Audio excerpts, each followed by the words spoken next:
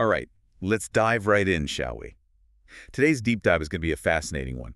We're looking at this really thought-provoking article Oh, definitely. by Professor al-Fattah El-Awaisi, who's a pretty prominent scholar in international relations. Yes. And the title alone is a statement. For sure. Israel is not a state, but a Western colonial project. It grabs your attention. But it's not just shock value. Right. He backs it up, and that's what we're going to explore. It's meticulously researched. Yeah, he doesn't just kind of throw a bomb and walk away. Nope. He really goes deep. Like Yeah. he's trying to get to the historical roots, the motivations, the whole picture. Exactly. So get ready.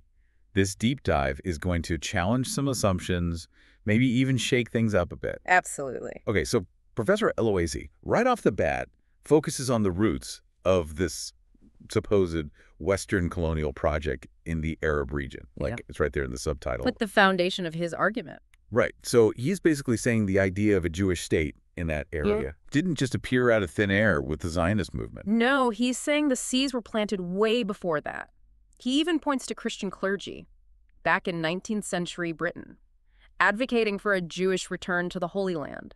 Interesting. Long before the Zionist movement even emerged. It's Yeah. almost like, were they setting the stage? So these early, I don't know, whispers, are those what he considers the roots?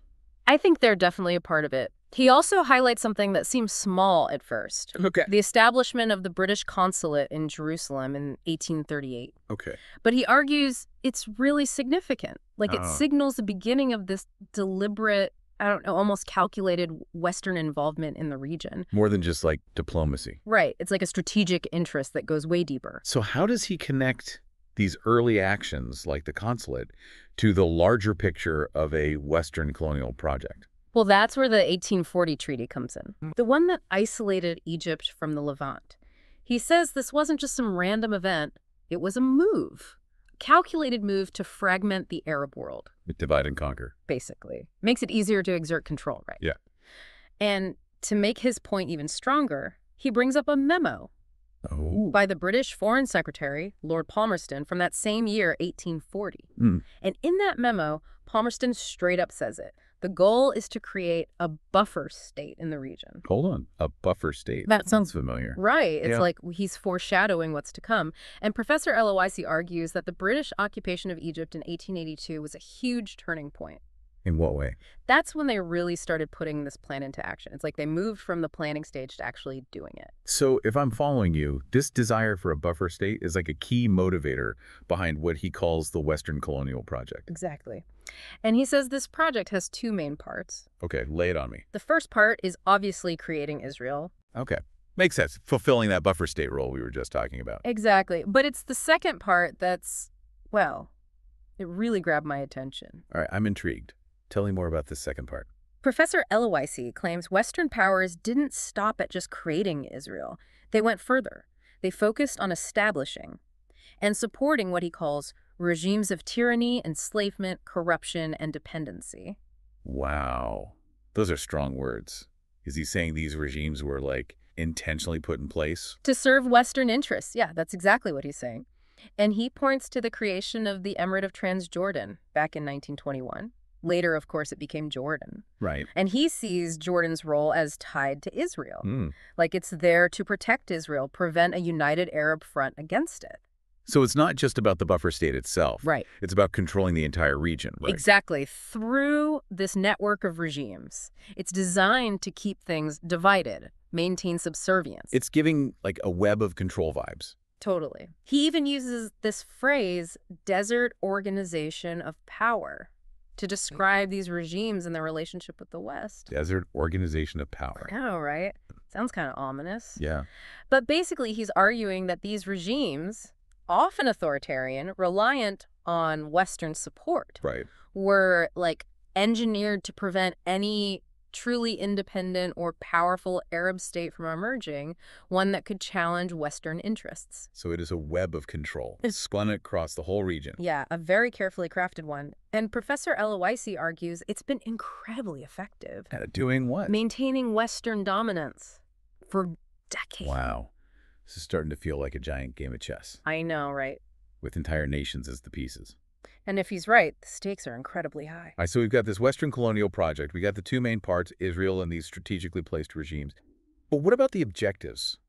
What are they ultimately trying to achieve with all of this? That's where it gets even more interesting. He lays out 5 specific objectives, and he makes a pretty convincing case. For what? That they're still shaping events in the region today. Oh, I can't wait to hear more about this. This is some serious food for thought. Oh, yeah. So those objectives we were just talking about, the ones behind this whole Western colonial project. Right. You said there were 5? Professor El-Awaisi lays out 5, yeah. And they're they're interesting to think about. All right, I'm all ears. What are they? Well, the first one is probably not surprising, given everything we've been discussing. Okay. Protecting Israel, ensuring its survival. Yeah, that makes sense. What about the others? The second one is all about division. Division. Keeping the Arab countries from uniting, preventing any real unity.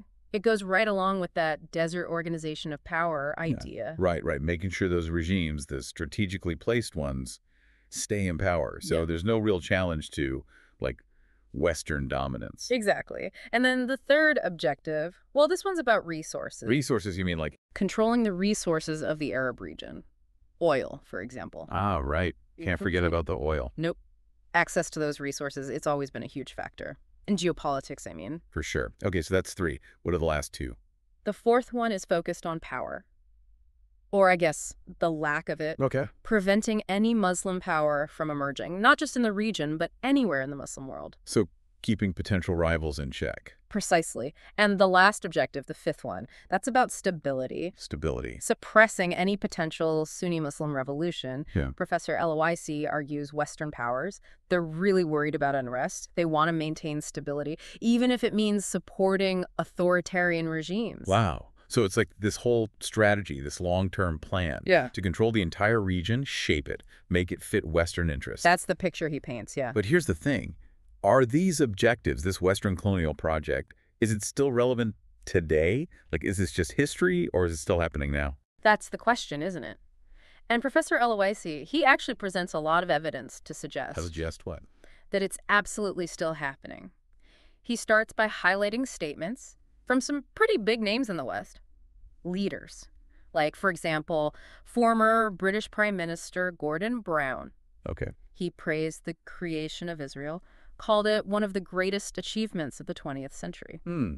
Pretty strong, even decades later, right, after Israel was established. Yeah, it is. And then there's Theresa May. Another British prime minister. Yeah, back in 2017, she refused to apologize for the Balfour Declaration 100 years after it was issued. She even said she was proud of Britain's role in creating Israel. So they're clearly still committed. It's like this historical continuity. The support hasn't wavered. What about other countries, though? I mean, it's not just Britain, right? No, Professor El-Awaisi brings up other examples, too. He talks about Jose Maria Aznar. He was the Prime Minister of Spain, a close ally of George W. Bush, during the Iraq War, I mean. And in 2010, Aznar wrote this article in the Times of London. Okay. And he basically said the fate of the West is tied to the fate of Israel. Like, if Israel falls, the West falls with it. Wow. That's a pretty bold statement. Right. And get this, on the same day, the exact same day that Israeli forces attacked the Freedom Flotilla, the one headed to Gaza. In 2010, I mean, an initiative was announced, the Friends of Israel Initiative. What's that? It was this group created specifically to defend Israel's interests, globally, I mean. And Aznar was one of the founders. So it sounds like Israel has some powerful friends, even today. It does. And you were saying Aznar wasn't the only one. No, there were other big names, too, like John Bolton, former U.S. ambassador to the United Nations, and Andrew Roberts, a British historian. So Professor El-Awaisi is making a point here, right? He's saying that even now, decades after its creation, Israel still has tons of support. Unwavering support, yeah, from powerful people, powerful groups within Western nations. Okay. And then what? Who else does he talk about? Well, then he turns to Joe Biden. The current U.S. president. Yep. Biden's got a long history with Israel. Yeah, it's kind of complicated. Yeah, you could say that. But Professor El-Awaisi points out a lot of things Biden has said and done, going back decades, all to show how staunchly he supports Israel. Like what? Give me an example. Okay, well, in 1986, Biden said something pretty striking. He said that if Israel didn't exist, the United States would have to invent it. Invent it? Yeah, to protect its own interests, he said. Wow. And he's repeated that idea many times, even as recently as 2015. So he sees Israel as essential? Absolutely essential to U.S. interests in the Middle East. He even said back in 2007 that Israel is America's greatest strength in the region. And he asked, like, how many more warships and soldiers would they need without it? That definitely tells you something about how they think about it. Strategically, I mean. Yeah, for sure. But for Biden, it's not just strategy. It's also personal. What do you? He said things like, you don't have to be Jewish to be a Zionist. Yeah. And he's talked about how proud he is that his children are married to Jewish spouses. So there's this whole other dimension to his support for Israel. Right. It's not just political, it's personal, too. And that shows in the people he's appointed in his administration, like Antony Blinken, the Secretary of State. Yeah, Blinken's been pretty vocal about supporting Israel. Oh, yeah. He comes from a Jewish family with strong Zionist beliefs. And Professor El-Awaisi uses that as an example. He's saying, look, the people around Biden, they share his views. So U.S. support for Israel isn't going anywhere. That's what he seems to be suggesting, yeah, based on everything he's observed. All right, so we've established that these objectives, this Western colonial project, it's still very much in play today. It seems that way, yeah. But what about the future? Where does Professor El-Awaisi think this is all headed? That's where things get even more, well, let's just say thought-provoking. Okay. Professor El-Awaisi argues that Israel might actually have an expiry date. An expiry date? Wait, you're saying he thinks Israel might not exist forever? He suggests that, yeah, that the strategic need for Israel, from the West's perspective, I mean, right, might not last forever, maybe only 75 to 80 years from when it was founded. So, like, things change, and it's no longer as important to them.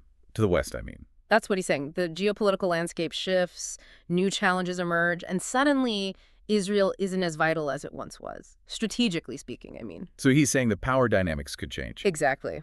And he believes that Israel's 8th decade, which would be, let's see. It started in 2018. Okay. He thinks that marks the beginning of its potential decline. Wow.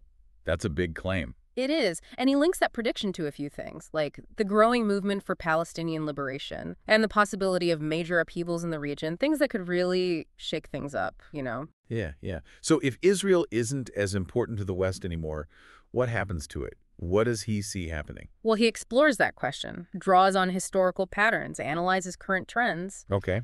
And he even introduces this concept. He calls it the catastrophe equation. A catastrophe equation. Okay, now I'm really intrigued. Okay, so this catastrophe equation, you got to break this down for me. What's it all about?